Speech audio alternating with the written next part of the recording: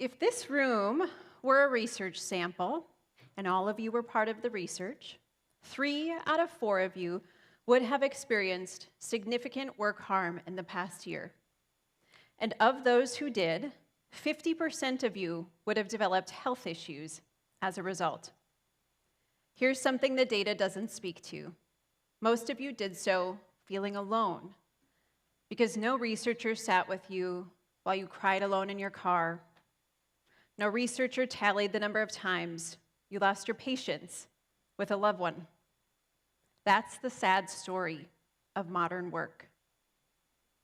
We've been conditioned to ignore work's harm and just push through. As I stand before you in February 2026 in Minnesota, stress is no longer abstract. Our state has been experiencing extraordinary strain in the past month. It has been felt by every facet of our communities: our teachers, our nurses, public servants, social workers, even parents. I see it. I'm not here today to offer platitudes or motivation.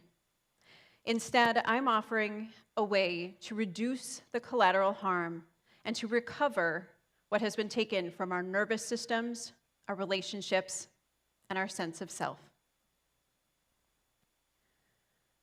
Work recovery is a science-backed solution that I have seen that is a solution to the harm that I have seen in so many leaders throughout my career.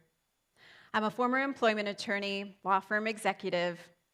For 15 years, I've had a front row seat to the whole life harm that brilliant people endure, often in silence, never naming what has hurt them, and often carrying that from job to job, sometimes harming others in the process. I didn't just experience this as an outsider. I experienced this firsthand as well. In my effort to get a gold star in success, I abandoned myself, and it led to a very profound wounding. It's an experience that I have coined work wounds. Work is often a battlefield, and many of us are walking around wounded by burnout, bullying, bad behavior, even feelings of betrayal. For some of us, that experience is a painful rupture, maybe a termination, a layoff, something acute that happens. For others, it's years and years of buildup and chronic work stress that compounds. If work wounds feels a little far-fetched, research backs it up. The American Brain Foundation has identified that chronic work stress harms the mind and the body. Columbia researchers went so far to identify that work stress activates the same biological pathways as trauma. Thankfully, the nonprofit PLOS took a look at a variety of well-being practices and identified one that stands out more than all of the rest to mitigate this harm, and that is micro-recoveries throughout the day. If I could go back to every heartbroken leader that I've encountered, I would say this: you are not broken, you are wounded, and you can recover. Because all of these work wounds share the same root, there is the same process or pathway to peace. But before I get into the work recovery method, I want to talk about what this isn't.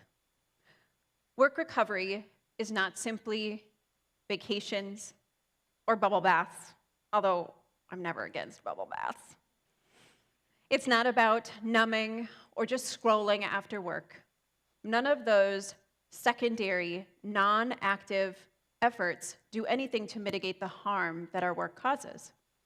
Instead, this 3-part pathway to peace, to regulate, to rewire, and to reclaim, is an active process that takes your whole time, attention, and energy. And it's how you infuse those micro-recoveries throughout your day. Let's get into it. The first step of the work recovery method is to regulate. The thing about our bodies is we cannot be in 2 states at once. We cannot be both in fight or flight, which is what work often does to us, and rest and recovery. So we need to signal to our brains through nervous system regulation that it is time to rest. Throughout your day, these micro recoveries can look like a brain break, getting up to take a walk, standing up to stretch, even pausing before responding to that really rude email. All of those practices are nervous system regulation that signal to your brain that it is time to go from dysregulated to more clear and calm. The second step of the work recovery method is to rewire, because what drives our daily habits is a lot of autopilot. We need to eliminate outdated habits and patterns one at a time. This can look like saying yes when you really mean no, avoiding conflict, carrying things in silence. All of these outdated habits really build on what your workday looks like, and each time you choose a more intentional choice, you are rewiring your neural pathways to the way that you want to be and to who you want to become. The third step of the work recovery method is to reclaim, and it starts with this truth. You are a whole human, not a work output machine. Reclaiming more of yourself, separate from your work, is essential to build a stronger sense of identity. Whatever your passions, your joys, whatever sparks you outside of work is essential to help you to remember that you are more than just your work. Work recovery is a personal leadership imperative. The cool thing is, it also has significant organizational bonus as well. If your organization wants more innovation, desires to retain top talent, you need to build work recovery leader by leader. When people thrive, the organization can in turn thrive. Let me tell you a little bit about what's possible with work recovery. 2 years ago, I was approached by an executive who was burned out, she was resentful. For all intents and purposes, she was at the end of her rope.